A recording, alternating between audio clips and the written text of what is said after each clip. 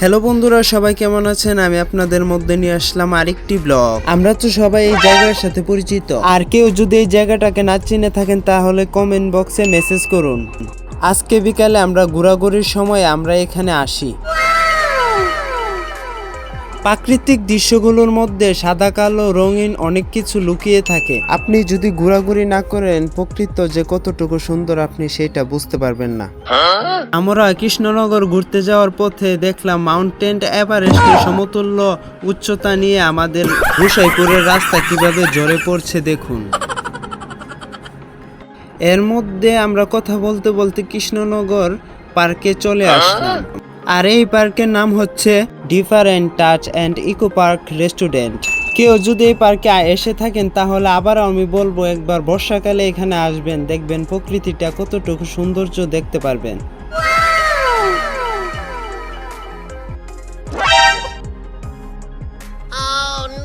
कौन है ये लोग? कहां से आते हैं?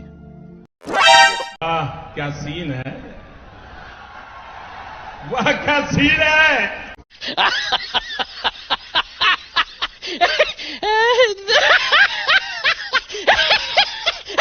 खत्म।